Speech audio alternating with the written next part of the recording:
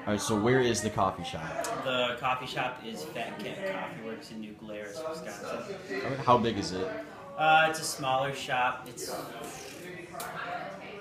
see. We just use a single espresso machine with 2 ports on either side. We maybe see 150 customers a day. Yeah, is that a lot for a shop, or is that? It's a pretty small scale. It's a small town. Is a lot of the same people then coming in? We do have a good mix of regulars. I would say, let's see, about 70% of our sales are from regulars, and then 30% are from tourists and other folks who are just wandering around. Okay. So for regulars then, do they order the same thing all the time, or do they switch it up a little bit? Most regulars do like to have a consistent drink. There's this initial exploration period where you help them find something they really like, and then when they find that, they usually stick with it. Okay. The majority of them are like that, but you do get a few who do like to shake it up and try different drinks. Okay. Is that important to have a variety for the customers, or do you find that most people order the same ballpark? It's good to have a variety so that when you have that initial exploration with new customers, you can find the drink that they really like and then get that connection where they'll consistently come back to you for that drink.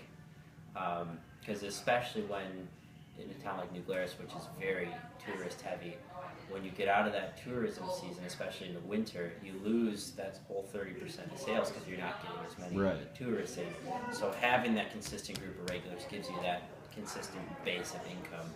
Okay. So if you have those people who know, hey, we're going to get that same drink each time we come in, and it's going to be good, it'll help you out. Okay. So then, would you say the quality of like the coffee is important, or the quantity of the amount that you offer? What would you say is better for you? There has to be a balance.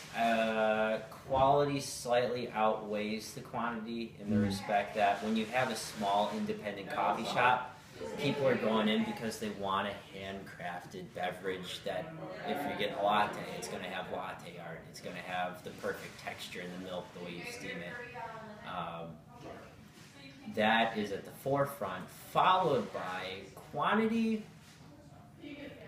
I don't know, not to get too simple, you have to have enough product where on a busy day you can still put out the same drinks that people want. More importantly than the quantity, I would say, is maybe the rate at which you can put things out. Okay. The speed you can do it with. Efficiency is the right word. Okay. Yeah. So where do you guys get your ingredients then? There are 2 different services. All of our strictly coffee related ingredients, the beans, the sweeteners, any sort of syrups and stuff, that's all done through actually the roastery that we go through, which is through Ancora Coffee. It gets a little weird because they just merged with another coffee roastery called Just Coffee Cooperative. Okay. So they take care of all of that, and then we do a little bit of food on the side. Most of that is sourced through a food services provider. I think Cisco does a lot of it. And actually Trader Joe's. Okay. We get a lot of stuff through Trader Joe's. It's weird, but it works. Okay, so you don't roast your own coffee then? We don't roast our own coffee. Okay, but you know how to roast coffee. I do know how to roast coffee. Okay, and how did you learn did you learn that at this company, or was it something you just did on the side? It was through genuine curiosity. Okay. I learned it on the side. I started off just through research online to figure out my resources. I found a couple different books. I discovered there was a home coffee roasting supply store in Middleton, which is not too far away from New Glarus, where I live. Okay. And I connected with Berman Coffee Traders. It's that place that does that, and they've helped me over the years to learn how to become a home coffee roaster. And do you have your own roaster, or do you do it? Because I know they're expensive, right? Yes. There's a whole range. Okay. It goes. You can get coffee if you have a Whirly Pop popcorn popper, a window, and a stove top. You can roast your own coffee. Okay. Now it generates a lot of smoke, and if you want to get more fancy, you can get just a simple countertop coffee roaster from anywhere from $170 to $650. Okay. Just for your own personal little roaster. Then you get into the really fancy like Probot roasters, etc., that are upwards of several tens of thousands of dollars. So as a company, then, would you ever, have other companies that would roast your beans for you, or would you only stick with the companies you work with? Like, are you interested in partnerships or ventures with other companies? We would sooner, if we're ever going to switch the type of beans that are roasted, we would sooner switch where we are the company that's roasting the beans ourselves with our own label, than switch to a different roaster. The roaster we've been working with right now has been consistent. Everything we get has been, there's been very few quality control issues. Okay.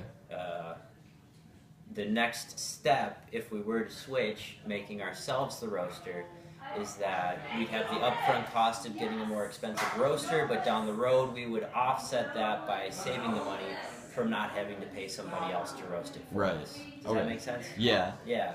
And also just the shipping in between and all. Right. So, final question. What do you think is your biggest asset as a company? Customer service. Customer service? Hands down is the biggest asset. The customer is ultimately the face, or I'm sorry, not the customer, the employee and the owners, etc., are the face of the company. They're the ones who build the relationships with the customers, get the regulars in. If you don't have great customer service, you're not going to have a whole chain of customers to supply to. Okay. Thank you very much. Yeah.